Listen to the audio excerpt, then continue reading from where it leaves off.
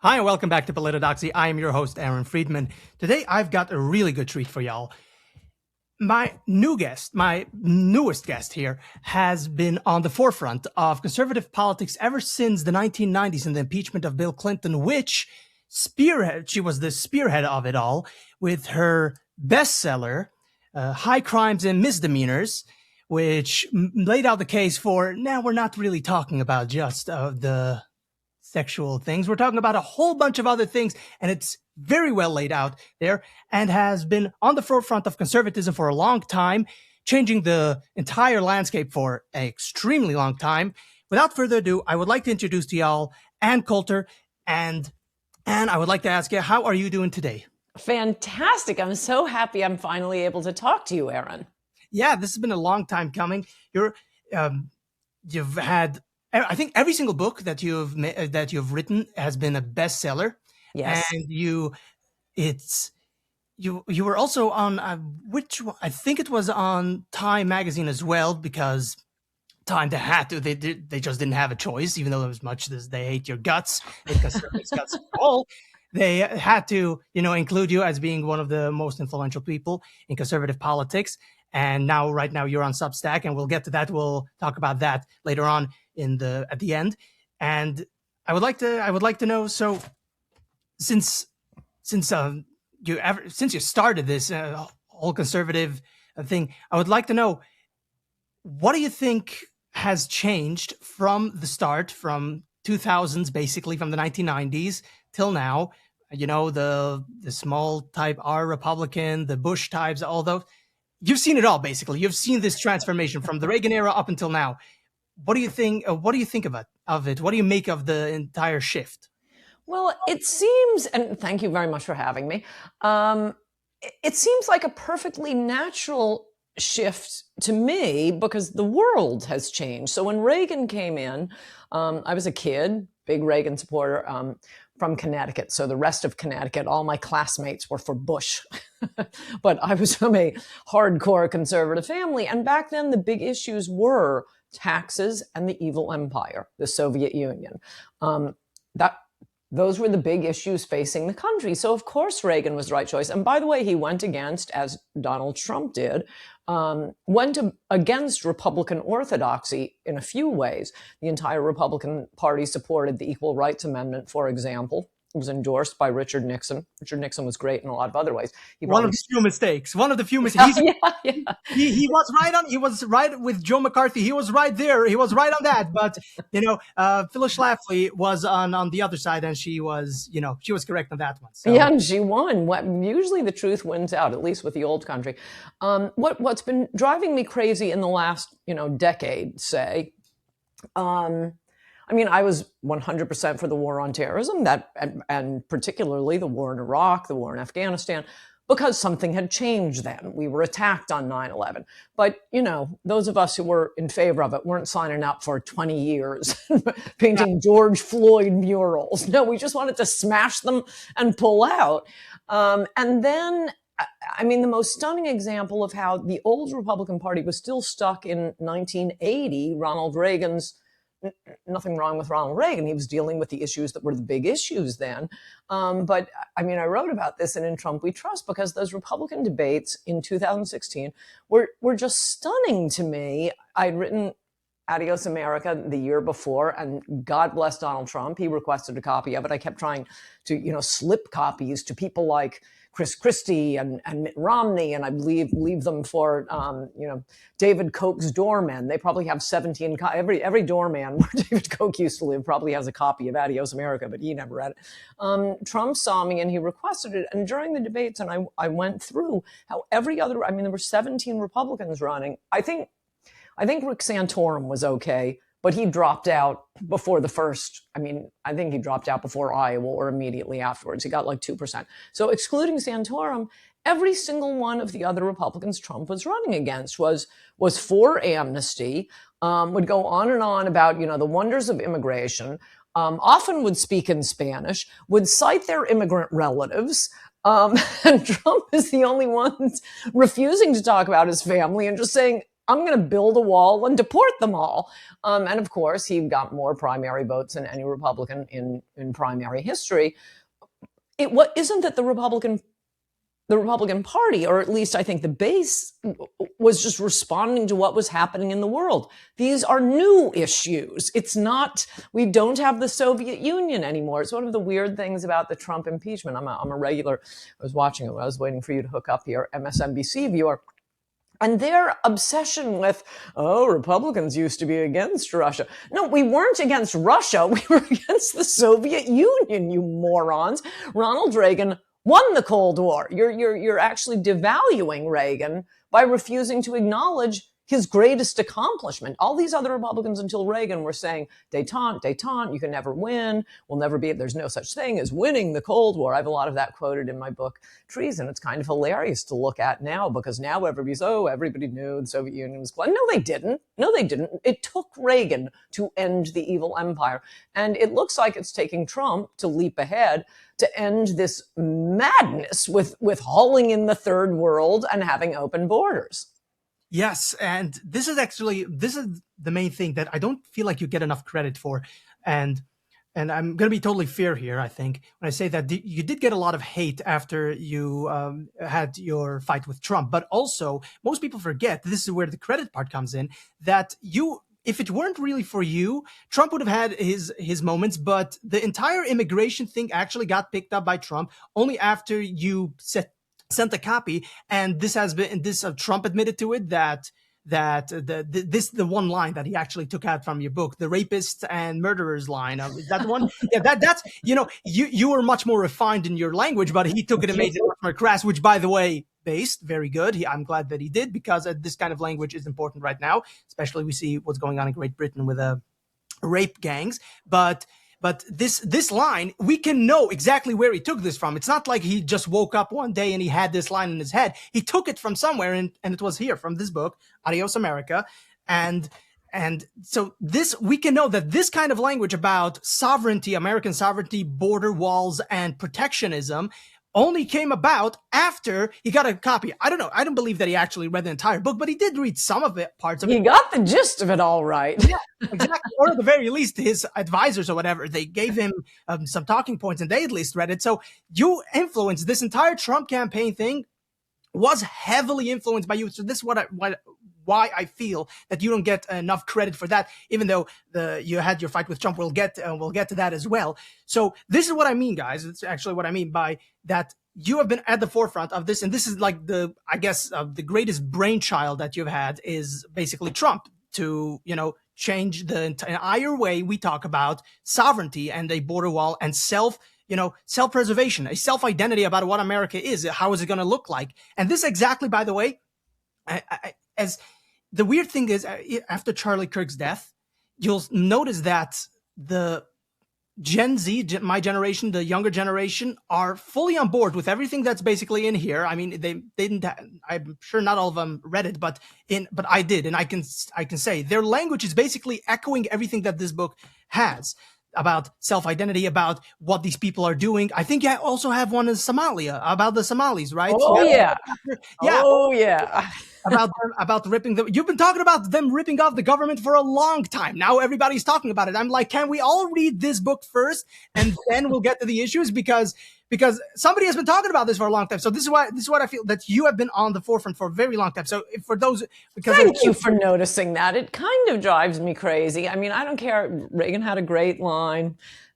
There's no end to what can be accomplished if you don't care who gets the credit. So in a way, I really don't care. But before Adios America came out, the Fox News and to this day, Fox News and Wall Street Journal, very much open borders, pedal to the metal, cheap labor. And so I sort of knew I was going to be, and obviously the left knew that these immigrants are helping them. So I knew that this was sort of career suicide to write this book. Which is why toward the end, I used to live in LA, and my friends started noticing, how come every time we're going to dinner, we're going to a Mexican restaurant? And I said, well, I love Mexican food, and I'm afraid after this book comes out, I may not be able to go there. No, it turns out The Mexican restaurants love me most of all. They don't want their degenerate brother-in-law. They want him off the couch. Go back to Mexico. We came here for a reason, to run away from you people. But now to hear people, the same ones who would ban me, I mean, to hear Marco Rubio, who was Mr. Amnesty, Yes. to hear Fox News pushing this stuff, to hear Elon using lines straight out of Adios America, it's both gratifying, but also, gosh, thanks for noticing. Yes, so for those, because there are certain people, my younger generation, they may not know exactly who you are, although I've seen some of my generation actually do reference you. So I'm like, yes, let's go, because credit where credit is due. That's all I'm asking for. But so now that we've established that, I would also like to make a comment about what you said about about Mexican restaurants. I saw a lot of liberals saying that you cannot order, if you're a Republican or you're a conservative and you're for mass deportations, which I am. You cannot then go to a Mexican restaurant and eat Mexican food. And I'm like, well, who's going to stop me? Like, what you're making up these ideas that you can't do this, but I literally am, though. You see, reality is not aligning with what you wish. You wish that you were this other gender, but it's not working the same as with reality. I'm literally eating. I film myself. I'm literally eating a taco right now. Like, what is going to stop me? Like, what are we even doing right now? Anyway, but what do you make of this? This is a weird thing. You mentioned Elon. He does, although, come down on we need more H-1B visas. We need these a little bit inbred people from India who are, cheating, lower average IQ than the United States. That's in Adios America. So what do you make of this, though, that Elon is for more H-1Bs, but also uses language that you'll find in Adios America? So what's going on here? Well, I think two things are going on. One is it is in the self-interest of employers, as Bernie Sanders used to point out until the Democratic Party said, no, we want the third world. We want the third. But he used to say, no, open borders, that's a Koch brothers idea. The employers want more and more employees to drive down American wages. And they've not only driven down American wages, they've driven Americans out of these jobs. And I don't know, I think you and I are doing pretty well, but we do have a lot of Americans who need jobs. They like jobs. They don't want to live on welfare. And so part of it is self-interest. I mean, it's not like he's a meat packer, but as I describe in Adios America, there's this great guy, Norman Matloff, who's, I think he's a computer science professor at, I don't know, some University of California, that system, UCLA maybe. But anyway, he's been writing about this for years, that H-1B workers aren't better. What they are is indentured servants, because your H-1B visa is attached to a particular job. You get a job with Apple, for example. Okay, say Google offers you, or Uber or whatever, they offer you a better deal. You can't take it. So you're attached to this company. They can pay you, at least for what you're doing, slave wages.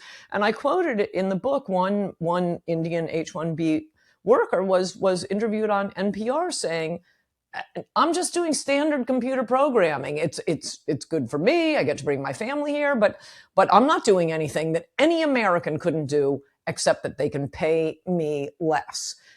So there is a self-interest involved. And the other thing, I'm not sure if this is Elon, but I think it has a lot to do. I tweeted this out yesterday, flipping channels, and I thought we had finally gotten over the legal, illegal distinction. Republicans have this thing, legal, we love. All the Somalis are all legal. All of the October 7th protesters, all legal. We just stop with the legal, illegal. They're basically the same people, very little difference. But I saw them saying it again on Fox News. No, legal immigration, we love. I think when people say legal, what they're thinking of is their grandparents, their great-grandparents, the ones who came in through Ellis Island. I mean, I guess, yeah, legally, but that's not who's coming anymore legally. Who's coming legally are the same ones coming illegally. Whether it's third world, I mean, whether it's legal or illegal doesn't really matter if you're bringing in people from such completely dissonant cultures with, I'm sorry, but no respect for women, children, animals, for the rule of law, for justice, for fairness. And who don't speak English on top of it and have no interest in learning English. If you're bringing in people from such different cultures, and by the multi-million, it's not going to work whether they're legal or illegal. Exactly. This is, by the way, I think I think this is the new term, the Gen Z term, magic soil theory. It's basically that, okay, now that they come down now they come down the ship or whatever, and now they've touched on our soil. Oh, magically they're an American citizen. And now they will love the Constitution, and they will remember Ronald Reagan, and be completely patriotic and all that.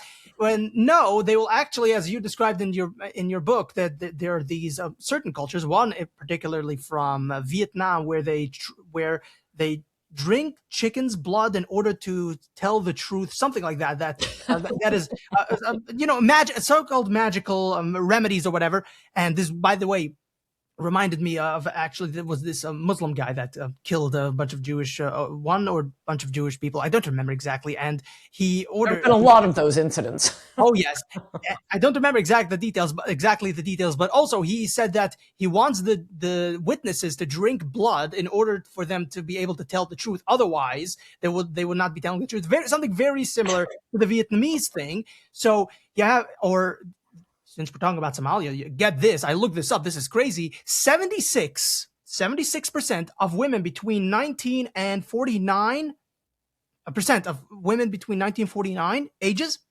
have undergone FGM, female genital mutilation, in Somalia.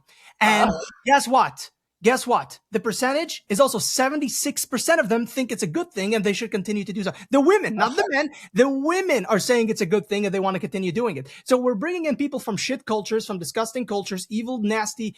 By the way, you know who for anyone who likes saying that I'm Islamophobe, two things I have to say. Two things. Number one, phobia implies irrational fear. My fear of Islam is very irrational. That's number one. Number two, you know who the most Islamophobic people you'll meet out there? It's other ex-Muslims. They're the most Islamophobic, and they will tell you, do not bring in these people because these are the most disgusting, evil of evil people. They have no problem raping your daughters. They have no problem killing people. Long story short is, FGM. Did I say enough at this point? Female genital mutilation. Do I need to make the point anymore for all the liberals? Oh, wait a minute. I forgot. Sorry. They like cutting off genitals. I forgot the liberals. That's right.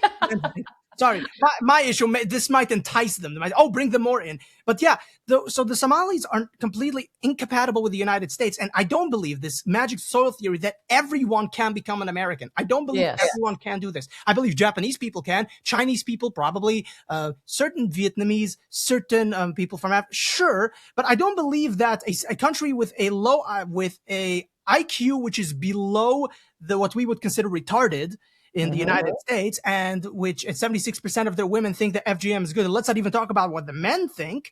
Yes. I'm like, I don't think that these people can become an American ever. And my generation, this is what I want building up to. My generation, you've been talking about closing off the valve, like the sink, the tub is overrunning with water. First, close off the valve and assimilate the ones already here. My generation, and this may be the disconnect here, my generation actually takes it a step further. We're thinking about denaturalization. We don't just want to close off the border. We want to completely denaturalize all those who came in, all those people, such as Somalians, a lot of Muslims. We want them completely out of here. So this is how far we're taking this. What do you think? Good. Well, I've been pointing this out forever on Twitter. There are grounds in the law for denaturalization if you lied in your immigration application, in your immigration papers. And I'm telling you, Aaron, every asylum case, every refugee, they're all lies. No, the only legitimate asylees in the world right now are the ones Trump wants to take, the Afrikaners who are being slaughtered on their farms in South Africa, but they're white, so this is supposed to be racist. But they actually are being persecuted for their religion, as opposed to, the weird thing about, I think we should just, change the law on asylum and refugee policies, because the strange thing about it is, it's designed to bring in the worst cultures in the world, because one side is always killing the other side. But when it's been going on for 600 years, this isn't like, it's just Hitler arose or the potato famine. These aren't unusual conditions. It's just which side happens to be killing the other side at any moment in time, which means, by definition, you can't get the people from decent civilizations, unless we're willing to point out that this has been going on forever. It's sort of unusual, the potato famine, the Hitler thing, there are specific examples of asylees you'd want to take, but not when it's just they're always killing one another. They're always persecuting one another. And, on the magic soil theory, I made this argument during, as the war on terrorism, the war in Iraq was dragging on a little long, that if all it took was crossing our border to make someone, understand democracy and freedom and the rule of law, we should just take these Iraqis, dump them in the Rio Grande, send them back, because that's all it took. By the way, where was I going with this? Yeah, another thing that I've also noticed about the Somalians, and because this is the hot topic right now, but this applies actually to a lot of Muslims, although not all of them. First, above all else, you'll notice certain facial features on them, which would indicate heavily inbreeding. So yes, this lowers the IQ. And no, it's not racist to say we're talking about that's culture. Their cousin marriage. Yeah. So by the way, this is a funny thing that they call me a racist when I'm anti-Islam, and I say Islam is not a race, my guy. Islam is not a race. I mean, but yeah. So the 80%, by the way, 80% of Muslims, I don't know if you know this, 80% of Muslims think, the Muhammad and Aisha thing, the 9-year-old, 80% of them think that it was basically a good thing. Now, there's no factual numbers on this, but they believe that in those hadith, and therefore Muhammad is a perfect example. So by proxy, if you ask them, if you push them on it, they will admit that, yeah, actually it was a good thing. So I don't think that allowing more Muslims here, I think we should be able to discriminate. Here's my thing. Here's my main thing when it comes to discrimination. Used to be like an admirable quality. You would discriminate between a good bad wine, a bad wine. You have discriminating tastes. And somehow being able to choose the immigrants we want. No, racist. Exactly. So this is what I'm thinking. This is my issue here is every single policy, even socialist policies, take the I don't know, socialized healthcare. The liberal always have to tell you why this is good for Americans. And I can hear them out. I can hear there are certain things that socialized healthcare would actually be a benefit, but there are also a lot of drawbacks, right? Socialized healthcare, socialized this, that, and the other, socialized busing or whatever. All of those things, they have to tell you why it's good for the American citizens. Except when it comes to immigration. Immigration, the entire conversation revolves around, it's good for them. They're not telling you it's good for you. They're telling, well, we need to help them or poor them. I'm like, but what about the poor us? What about us? What about other people? So every single conversation, this is what I've noticed. It always goes back to what is good for the other, for everyone that is foreign, instead of what is good for the American citizens. Yes. It's stunning that it took politicians so long to figure out. Maybe you should stop talking about what's good for people who aren't able to vote for you and talk about what's good for the people who are able to vote for you. And one thing I'll say in favor of the Muslims and Islam is it's a third world thing. I mean, most Muslims in the world, I think, are third world. But before the 70s, or I guess even before that, in the 70s and 80s, we got a lot of educated Muslims who didn't dress like clowns, who didn't believe in female genital mutilation, who didn't beat women for driving. Now, I think we got them all. I don't think there are any left out there. But it wasn't Islam per se. It's that it happens that there's a lot of overlap right now between Islam, not to mention, Santeria, voodoo, a million other things I could say, and the third world. And the third world is absolutely incompatible with this country. I would say one group of people that apparently, I found this great guy on Twitter the other night. Go to my Twitter feed and you'll see him. It's something vet. And and that is people who have fought in the global war on terror, because they saw the Afghanis up close. I'm sure you've heard about this, the raping of the little boys. Yes. And he went through several stories. It was a long Twitter post. And then all these other vets started chiming in with their own stories, and all of them saying, no one who has been over there wants a single one of them here.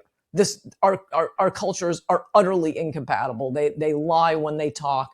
They will abandon women and children to save their own hides. I mean, just one story after another, and specifics. Yes, because guess what, guys? We are better than them. We're all made in the image of God. Don't forget that. But that's the only similarity between us and them, is that we're made in the image of God. That's where it ends. They will rape children. They have no issue with that. They will cut off genitals. They will do all these things. We are better than them because of our culture, because of our societal norms, because of our society. And those people, I don't want them here. And quite frankly, I want to denaturalize those who are here because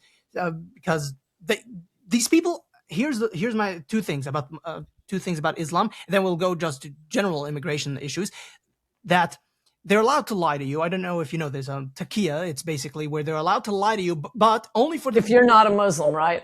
Yes, for the glorification of Islam. Now, actually, they're allowed to. The literal translation would be actually they're allowed to lie to you in times of danger. So if they're in danger, then they may lie to you. But that's not how it is used. Effectively, it's used as for the glorification of Islam, and I see it constantly. I constantly debunk Muslims about their own holy texts. It's kind of funny, actually. On Instagram, I constantly debunk them. But here's the thing. Since they are allowed to lie to you, you never actually can know when they're telling the truth. So when they take the Pledge of Allegiance, you don't actually know if they really mean it. That's number one. Number two, this can be best demonstrated actually with the Somalians, who are now telling that actually no, they are very pro-Somalia. They love their homeland and they don't want to go back, but they love their homeland.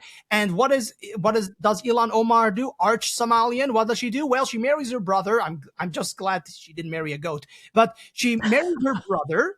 And what does she say? That she's fighting for Somalia here in the United States. Yes. And I'm like, at this point, I'm like, she clearly lied about her allegiance to the United States. Why is she in Congress? Yes, that ought to be enough for, I mean, I don't know the details, but I think basically all of the 99% of the Somalis could be gotten on fraud. You also have to agree not to be, or I guess this is what we're supposed to be checking for. You can't be a public charge. You'll abide by the laws of America.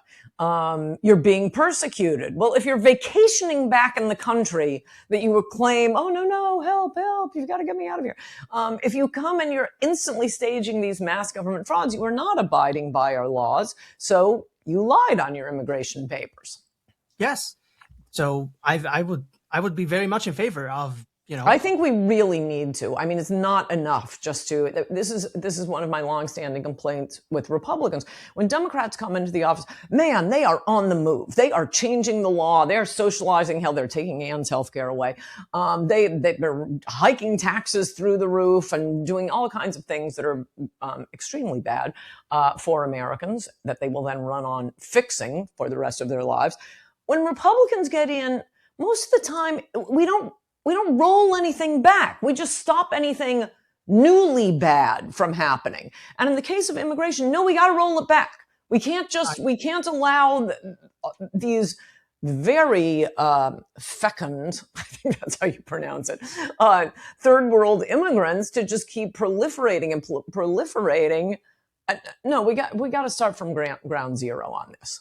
Absolutely. I completely agree. And I would say hard seller immigration needs to go back. Ted Kennedy's present or gift to the Democrat Party needs to be taken away. Everything, by the way, almost everything that I see wrong with America starts in the 60s. Almost everything. Yes. Crazy. The 60s, like the 50s was the pinnacle of American sovereignty of America. And then the 60s is like the pinnacle of everything liberalism, and everything traces back to there. It's kind of crazy. Straight up to even taking God out of the public schools, like literally everything. You ask me a question, feminism, 60s, free sex movement, 60s, like everything goes back to right. 60s. So it's very weird. Actually. It was actually late 60s, early 70s. The beginning of the 60s were still like the, pre-lapsarian 50s. Yes. But late 60s, 70s, that was it, the most destructive period in American history. Yeah, so my generation, they want to repeal the Hart-Celler Act. We want to go back to 1921 or 1920s. Yes. How did this? I don't remember how the system worked, but I remember something approximate to it, that you had a certain percentage of certain demographic groups in the United States. The idea was to mimic what was already here. I mean, the country had been around. It may not have, or at least America had been around as a colony for 200 years, but it had been around for 400 years and it was going great. Everything, it was prosperous and free. And, you had de Tocqueville writing about what an amazing country this was. So the idea was, don't rock the boat. Basically, as we bring in immigrants, have it imitate the groups we already have here.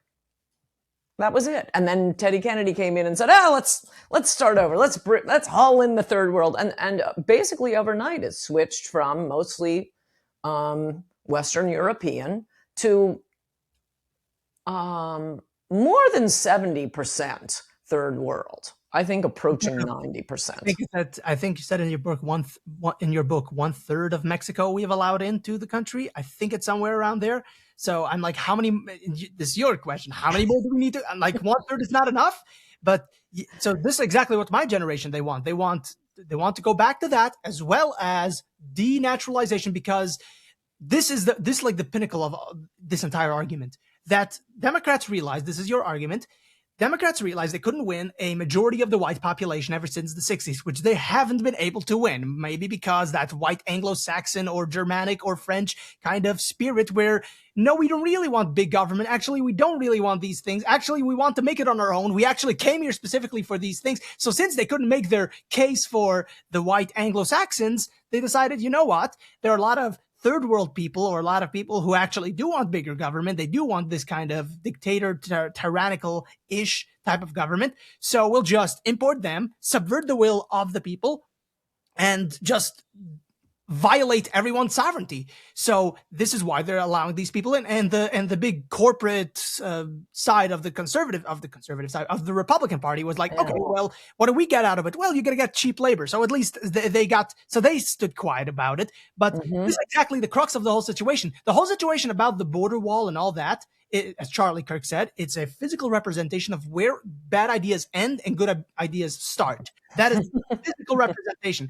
But the other side of it is, on the other side of it all, is that the border wall is and immigration, all of it is a question of sovereignty. Who gets to dictate? Who gets to vote in? Who gets to get elected? Who gets to decide the formation of our government and what the laws should be? Is it going to be third world people who just got off the boat, or is it going to be American citizens? Yes.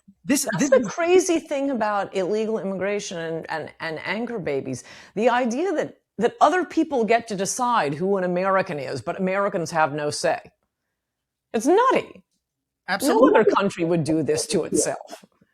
Well, you know, the West has become very suicidal, and not Poland, and not Hungary and Poland, but you see this a lot with Great Britain, France. Yes. Constantly, it's a suicidal thing. What do you make of this? Why, like we have completely different realms of politics here in the United States and Great Britain, but for some reason they are just as suicidal, if not even more, than the United States. Yes. What even is this?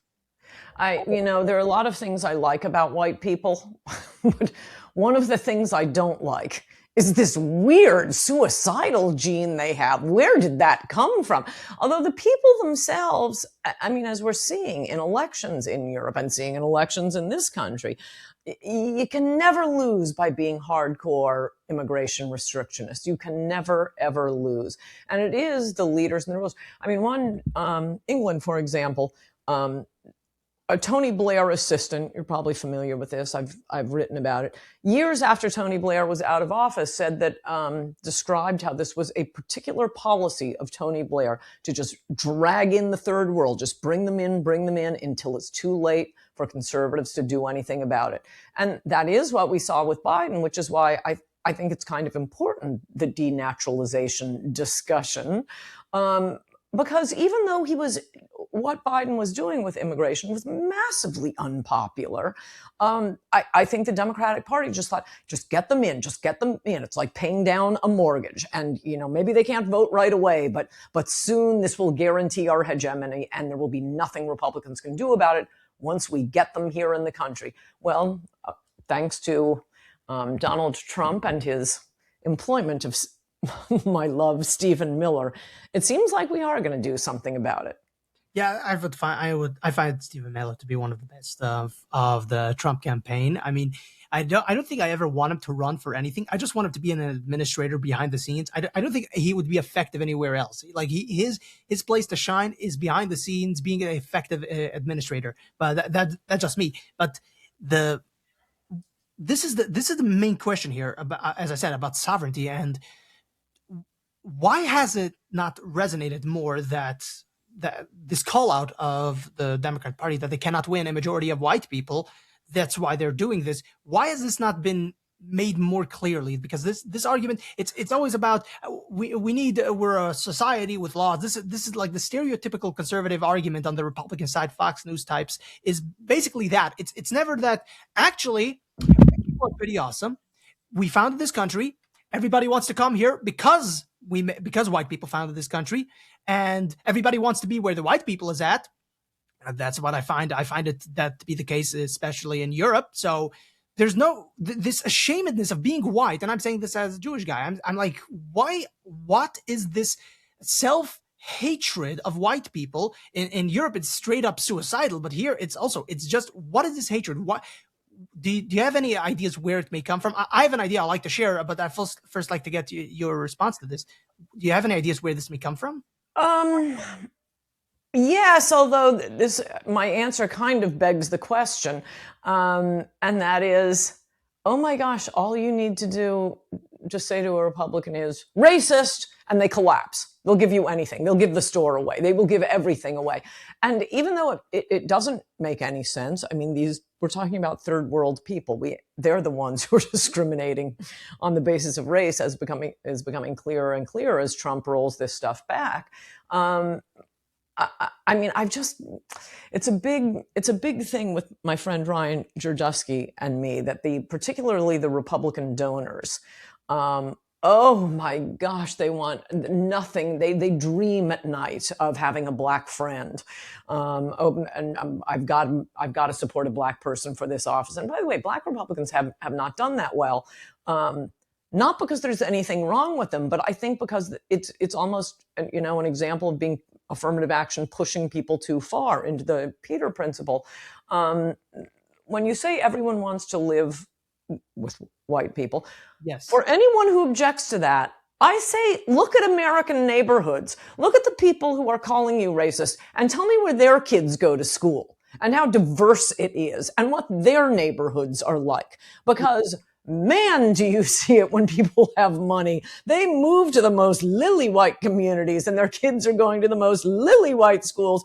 But if some poor working class schlub says, wait, you've overwhelmed my town with Mexicans and Somalis, racist, and all the Republican donors freak out. No, call me anything but a racist. Call me a child molester, just not a racist. Actually, you just brought up something very, very funny. Winsome Sears was running for for governor in Virginia. So the funny thing here is that while the left constantly claims that we must have more black people and women in office, guess who was standing in the way of her becoming governor? A white liberal woman was standing in the way of a first black governor of any state in the country, as far as I know.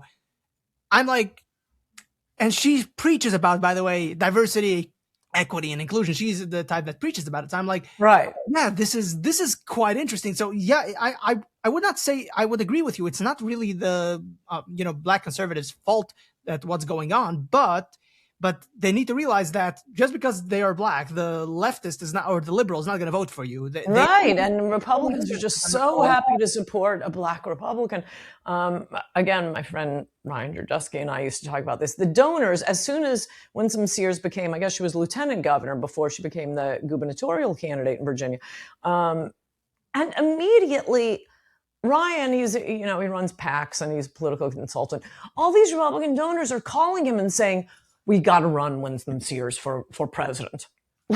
She's just been elected lieutenant governor. They think that's like the magic ticket. But I'm telling you, I think it's because they live in lily white areas. Their kids go to lily white schools. Their cocktail parties, their everything they do, their country clubs. And oh my gosh, they want a black friend. I already have black friends. Well, let's just go back to the immigration thing.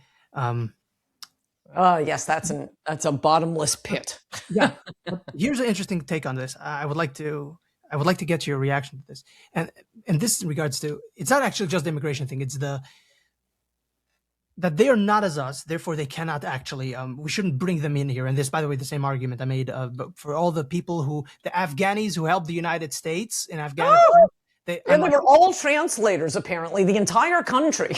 Even if they were, I'm like, I don't want to bring them here because they're Muslim. I don't want to bring them here. Listen, they helped the United The States. third world in particular, Yes. the illiteracy rate in that country is like 1%. They look at a flush toilet like it's a rocket ship. No, they're not going to fit in. Yes. We already got the good Muslims. So what I was saying, listen, they did help us. So we do have gratitude. So what I was thinking is send them to Saudi Arabia. Saudi Arabia is nice. Send them to Saudi Arabia. They'll assimilate way better there. Don't bring it to the United States. They don't belong here. That's basically what I was saying. But so this is what I would like to get at here. As you said, you supported the war in Iraq, and I know for a long time that you've defended that war, but I don't remember when it was, 2016, 17. I don't remember when it was, when you were also asked on it, and you either backtracked or you expressed regret on your support for it. Am I correct? In a way, I mean, the way I put it is I don't trust the generals. I don't trust what is now, referred to as the neoconservatives, the ones who want, and I'm sorry, they can complain about this, but they do want forever war so that they can go on TV and you can have these pompous generals tell us about the difference between Sharia and Sunnis. And no, I don't care. I just wanted to bomb the crap out of them. I still like that idea. Definitely didn't want to stay there for 20 years. Painting the George Floyd memorials. I mean, this Twitter feed that I was just reposting one thing after another. The way we dump money on them, they steal our equipment, they turn against our own guys to try to act like, we're going to turn Afghanistan or Iraq into Vermont. It was no nation building I didn't want. Smashing them I wanted. Now, I will admit, when the Iraqis waved their purple fingers and they were voting for the first time, I do think Iraq is better than it was. I still don't think we needed to stay there that long, and I definitely do not trust our foreign policy establishment. I mean, maybe under Pete Hegseth, he'll change things. I don't think under Pete Hegseth they would have been spending 20 years painting George Floyd murals.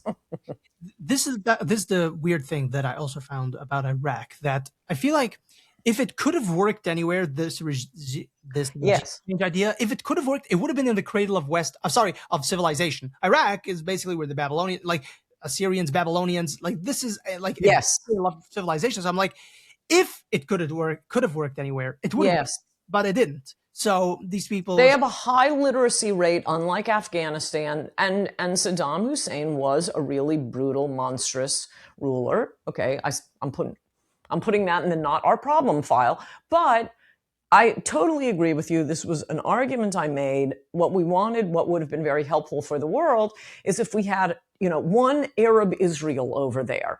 And the people in Iraq were relatively sane. It was their leaders who were insane.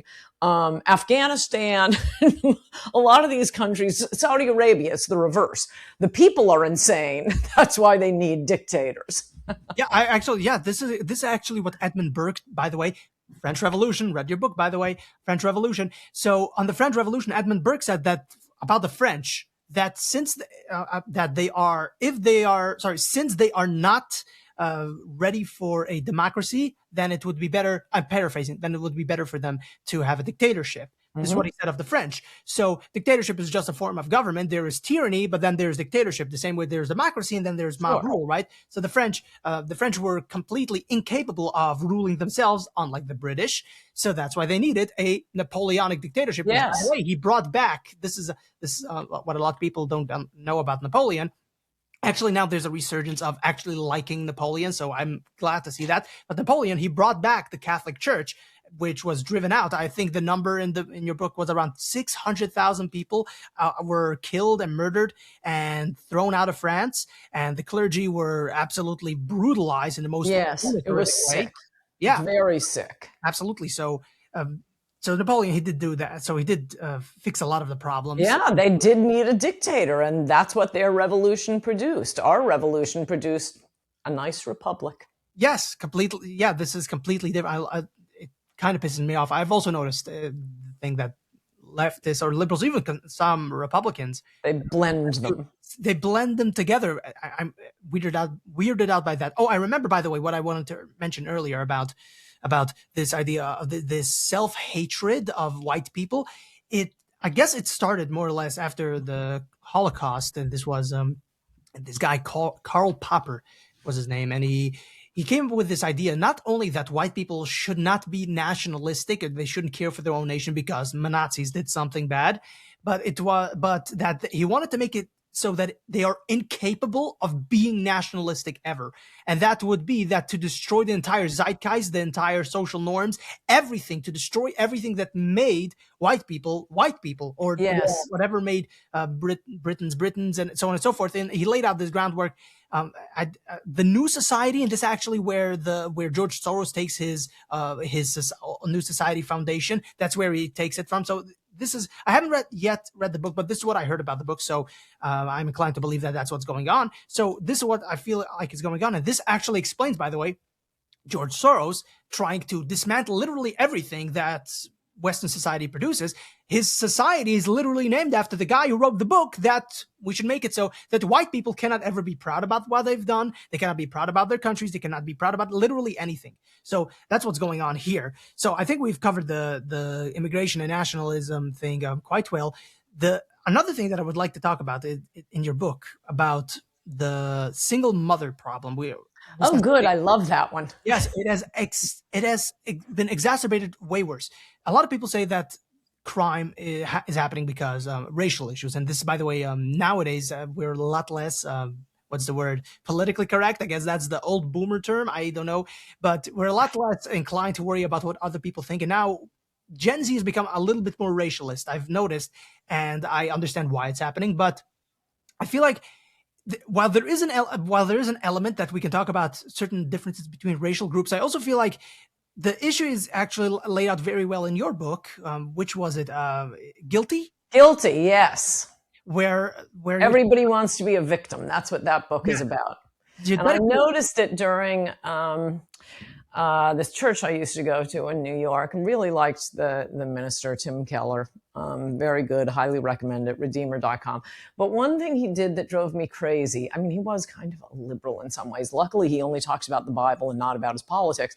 But whenever he was choosing, the most sympathetic person in the world and what you would do for this person, he would always reach for, imagine a single mother. And it kept getting under my skin and under my skin and under my skin. And that's why I have a whole chapter on pointing out that single mothers, I mean, we're not talking about widows because we have a word for that, widow. We're not talking about divorcees. We have a word for that, divorcee.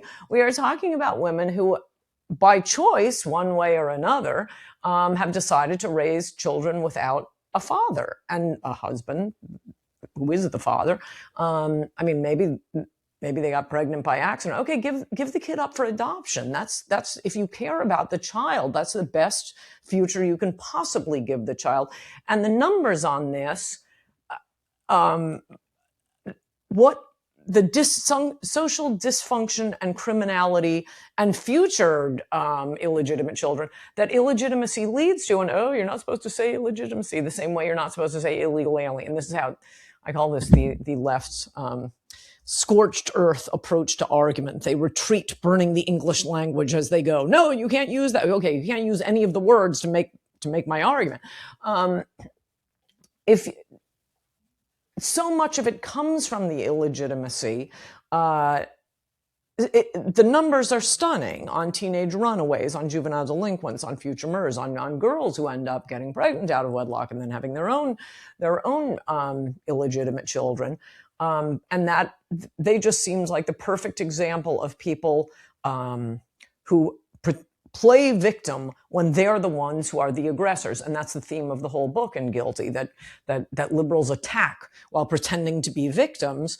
Because at the time, I think you see less of this now, but it was a big thing. There was a TV show on single mothers. It was always all these women's magazines promoting, the girls are doing it for themselves. And then, you look at the massive amounts of social welfare that are needed to support them because they don't have a husband.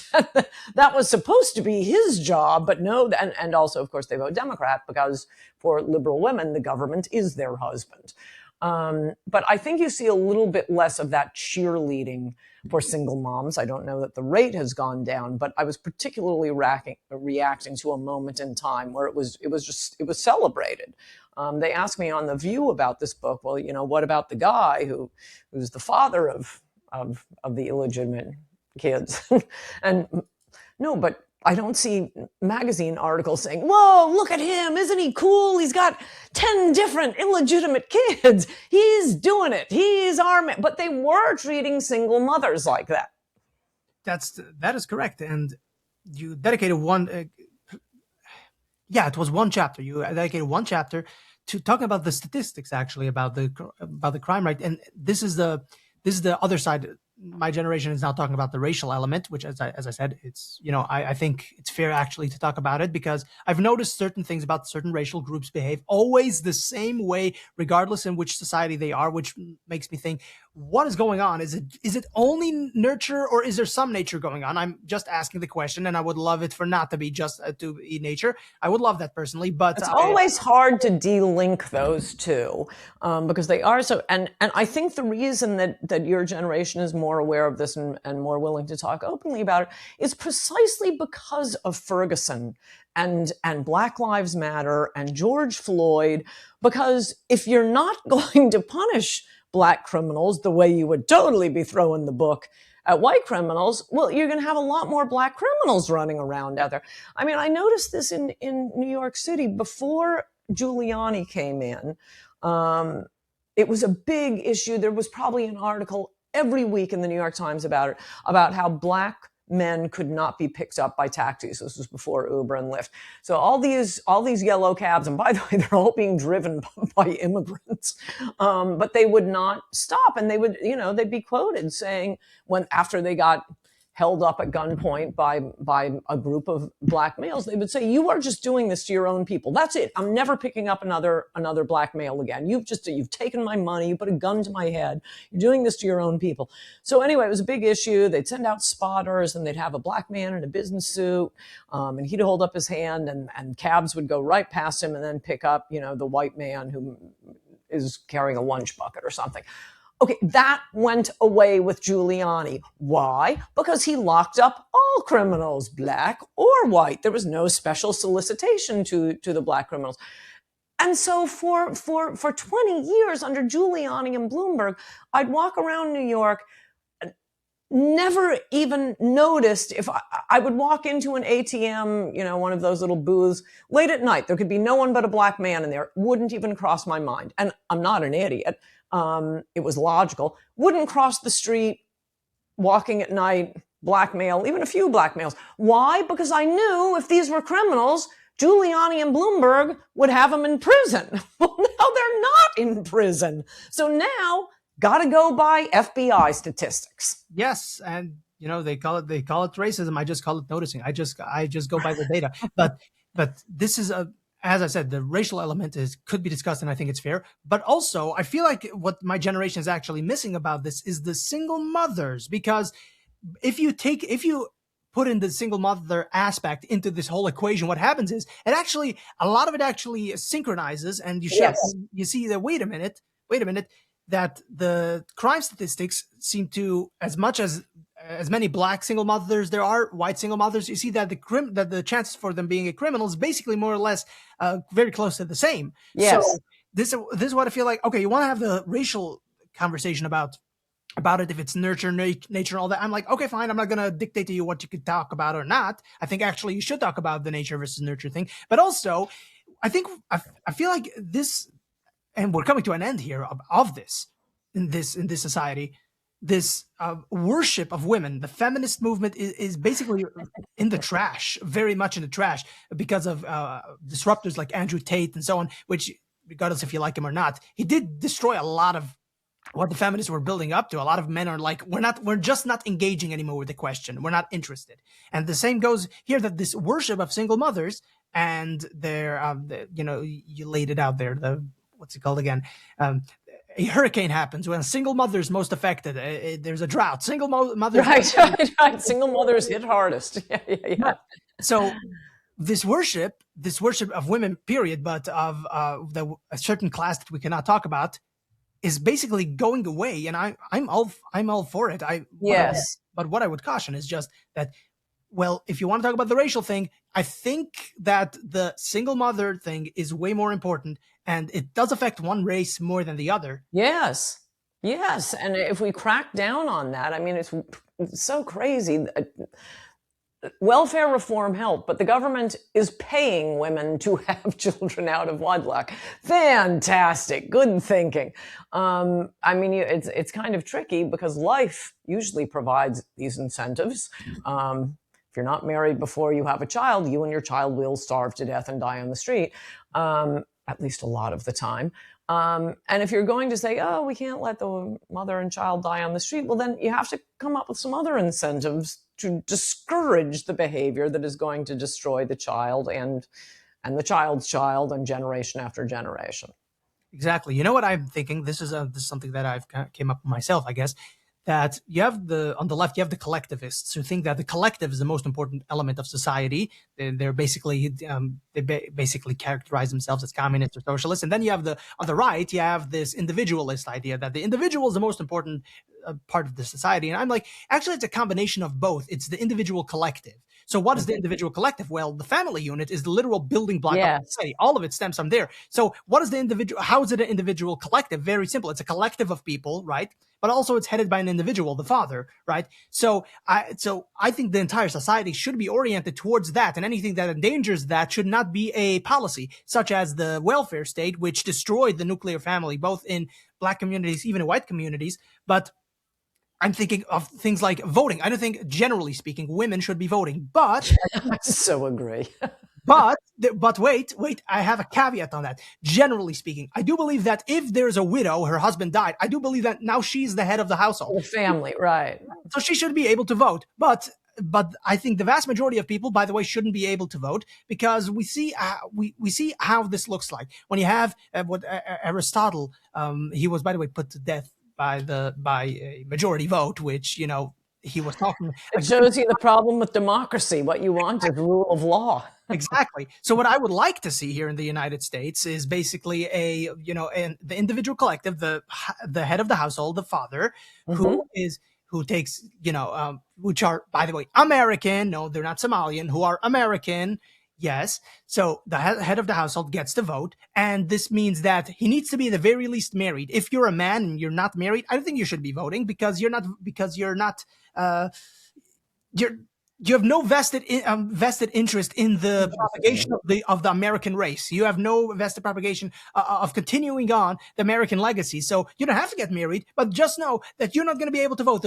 My main thing is being concerned about the family. So this is the main issue here, actually, when it comes to America, when it comes to American sovereignty and protection and all that. We need to get back to that, protecting the family, the basic building block of society, reintroducing God, and American sovereignty, and not allowing foreigners to constantly subvert the will of the American people. This is something that you should notice, by the way. I don't know if you included this in the book, but you will notice something very interesting, that every white majority country is always expected to allow in immigrants, right?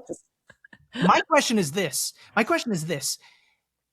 Aren't white people indigenous to any country where they can say we don't want them because we don't like the color of their nose? Can't they white majority say, I don't like that this particular demographic group, their nose is crooked. Therefore, we just don't want you here. You could call it racist. I think it's cruel. I would think it's cruel. But regardless, they are indigenous to that land. They should be, Britain should be able to say, for whatever arbitrary reason, we don't want you here. Now, I think it would be cruel. I wouldn't advise that, but that would be legitimate in my eyes. That would be legitimate, and that would be their prerogative and their right. It would be an expression of their sovereignty. I don't think they should, but if they choose to, it's their right, and I don't think anyone has a right to say you're not. No, it's crazy. Indigenous seems to mean nothing more than primitive and not white. I don't know if you remember this story. I don't know if I wrote about it. I think I at least made it one of the items of my podcast. But some influencer, I think he was technically an American, but he was a Hungarian immigrant or something like that. But anyway, he'd an influencer, he'd go and do these videos. So he goes to some island off of India that had the indigenous population. They're running around in loincloths, and it's a protected protected area. You cannot disturb the indigenous population. They're, all dying out anyway. But anyway, he goes there. He leaves a coconut, a can of Coke or something like that. He's hoping to take a video with him. Huge international issue. And he was prosecuted. It was criminal when the New York Times wrote about it. I'm reading all the comments and, oh, what a bore. This is so awful. This is horribly. He touched the indigenous culture. Wait a second. Can we care about our indigenous culture? They're doing more than just, giving us a can of Coke. Last time I checked, our indigenous culture made it to the moon, or at the very least, for those who don't believe in the moon landing, we constructed an apparatus that was so convincing that we convinced the world that we made it. Either way, that's one hell of an accomplishment. So our culture actually made it to the moon or conducted the apparatus. Or our culture, by the way, I would say actually the Russian cultures are actually very similar, but we defeated the Soviet Union. Our culture actually kind of, we actually used the wheel before the natives or whatever. So yes, they were dragging stuff around. You know what the funny thing is, by the way, and we're coming up to the end here, but you know what the funny thing about all of this is? That whenever I say that the Mayans or whatever, they didn't have the wheel, well, the counter argument to that is that they actually stole it from them. They actually did have the wheel, but it was this calendar thing, and I'm like, imagine inventing the wheel and not using it for. And not using it. That's even worse. That's way worse. Their argument is, well, they didn't have huge cities and they didn't need the wheel because they didn't need the carts and all that. I'm like, what do you mean they didn't need those things? Of course you need those things. They didn't get there, so that's why they didn't think of it. They didn't have a freaking written language. What are you talking about? So this is the funny thing that the left constantly, indigenous and native, it always applies to the third world where they're either molesting children or they don't have a written language, or they're eating each other, such as, by the way, in India, where a lot of them eat each other, or where they shit in the street because they don't have any proper hygiene. So that's what I've noticed that. I just noticed that that's what the cultures that they love to experience. I'm like, I would rather experience the indigenous culture of, I don't know, Sweden or the indigenous culture of Switzerland, much rather than experiencing any indigenous culture of India. I would never, by the way, for the record, I would never go to India ever in my entire life. I've seen the video. Anyway, so here's the last question. Here's the last. One of my friends went there, and it was like a girls' trip, and described the horrors of it, and says she now refers to India as, I'd never do it again.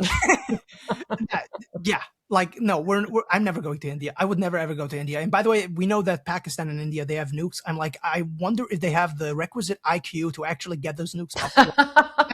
I wonder if they actually work. No, I truly mean it. I'm not for nuclear war in any stretch of the imagination, but just so happens to cross my mind that maybe these people actually may not know how to actually operate a nuclear weapon. Or worse, they'll set it off by accident.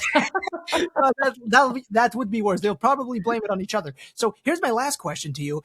In regards to Trump, and because you had your beef with Trump, but now you've come around and he's come around. Yeah. Okay. Fine. I was always MAGA. He stopped being MAGA once he got elected the first time. Now he seems to be mostly MAGA again. So I love him again. So tell me about it. Tell me a little bit about. So what?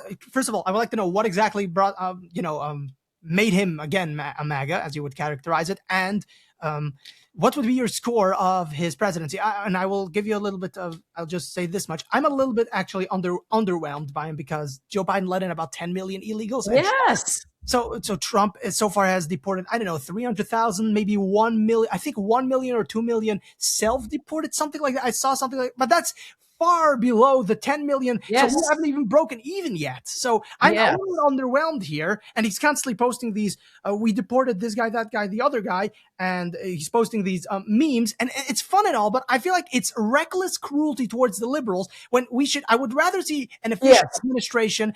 Just get rid of them. Just get them out. Then all these memes. Keep the planes going, yes. Tell me a little bit about this. So I'm starting to really love this Gen Z. I've spoken at some colleges and to college students recently, and that's one of their big complaints. I'm always so happy when they say, he's not deporting them fast enough. Isn't this all just a fraud? Oh, God bless you, kids. And I do think and if not he, Stephen Miller is definitely trying to, but, keep the pressure on. his campaign, 2016 campaign, I think was the greatest campaign in world history. Thus, I wrote In Trump We Trust. And, when I wrote Adios America, I thought, the country's probably gone, but it's my country. I think we got a 10, 15% chance of saving it. I'm going to write this book. And then Trump ran and got elected, and it completely flipped. I thought, now we're going to save it. Oh my gosh, I didn't think it was possible. 90% we save it. And then he got into office. And I mean, we don't have to relive the bad times, but it was never Trump's personality. I mean, he's funny. There's nice, if he's doing the right thing, I like his coarse, vulgar personality. But if he's not doing the right things and we're just left with the personality, not such a big fan. And I kept the pressure on him to build the wall and deport illegals. And unfortunately, I think term one, he was more interested in getting liberals to like him. He is a New Yorker at heart, and for most of his life, he was a Democrat, talking to the New York Times every day. So anyway, I started a little gently, and then when he signed the third budget bill with no funding for the wall, and Democrats were about to win the midterm elections, that's when I blew up, and we got in a fight. But now he seems to be, back on the train. I guess when Democrats prosecute you and harass you and accuse you of every vile thing for 4 years, it tends to make you angry. And luckily, I think he's figured out, you want to make them angry? Keep your promises. Nothing will make them more angry. Sending out a dumb tweet. Okay, ha, ha, ha. Okay, a funny tweet, whatever. Some are dumb, some are funny. They'll make a fuss about it. That isn't going to do any damage to them. Keep your immigration promises, and that's really going to make them angry. And he seems to be at least trying. I think he has a tendency to wander off into the irrelevant. Like, who did we bomb? Oh, yeah, no, Nigeria. I was tweeting about that this week, and this isn't. Somebody at the White House has got to tell Donald Trump about the not our problem file.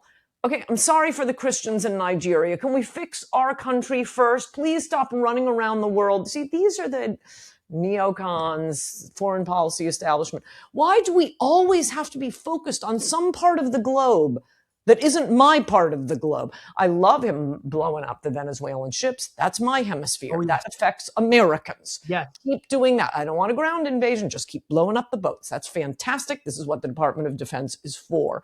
I wish he'd start bombing the Mexican drug cartels. Cut loose, Mr. President. That's our country. Just stay focused on that and don't wander off into, I don't know, Nigeria. Tonight I heard him talking about he's going to bomb Iran again. Okay, it was a strategic strike. It didn't develop into anything. So fine. But just for a while, let's concentrate on our country. Yeah, I feel like Israel has benefited a little bit too much here, actually, especially since a lot of our politicians are bought off by AIPAC. But yeah. Well, Israel will benefit the most if America stays America. I always say to people, especially looking at the college students, BLM, after October 7th. How long do you think Israel is going to last when a majority of our country is Ilhan Omar? I mean, there's nothing more important, not only for Americans, but I say for Israelis, than to keep America American. Well, but I do think you wouldn't put that as a reason per se, right? You wouldn't say that. No, I think it's worth pointing out. Yeah, okay, that's fair enough. But yeah, a lot of the things, actually, if you do connect it to Israel, a lot of these things are meant to just benefit Israel, but not the United States, such as the bombing of Libya and the bombing of Iran, so on and so forth. A lot of these things are just meant to benefit one country, but not actually America. So that would really answer why America does certain things. Well, we have a strong Israeli lobby, a strong pro-Israeli lobby, which we shouldn't have any lobbies, period. But that would be the reason why you get a lot of these things sidetracked from Trump. So that's basically what's going on here. So anyway, you still want to go a little bit longer, or I would love to, but I can tell I'm getting stupid. so I really should say goodbye. All right. But before you do, by the way, I still need you to stick around till the end, after we end this, so because it needs to load up on your side. All right. Okay. Anyway, so yeah, I would love for you to tell us. I know you got a Substack going on. I know there are some other things you have going on. So let us know exactly where people can find you, if they can reach you. You should definitely sign up for my Substack because I think I'm an excellent writer and podcaster. I'm a terrible business person, so it's basically entirely free. Also, right now I'm running an end of the year special. If you sign up, switch from a free subscriber to an annual paid subscriber, free signed book by me. That has only been announced to people who are currently free subscribers. But it's a lot of fun. You get my column directly into your email. I have, I think, very interesting interviews, and shockingly, and oh my gosh, like you, it's like talking to you. Boy, have you read my books. I read the books. I've been reading so many books so that I can interview the authors. And unlike so many people on TV, like you, however, I listen to answers. They're actual interviews. And sometimes I do podcast, just talking podcasts and just little jokes that occur to me. You also have a podcast, right? It's all part of the Substack, AnnCoulter.substack.com. Excellent. And for those who want to reach out to me, you can reach out to me at politidoxy@gmail.com, Aaron Friedman or Politidoxy or Politidoxy Uncensored on Instagram, 3 separate accounts, or Politidoxy Uncensored and Politidoxy and Aaron Friedman, also 3 separate accounts on what's it called again? Facebook. Anyway, thank you everybody very much for listening. And remember, my fellow radicals, stay political.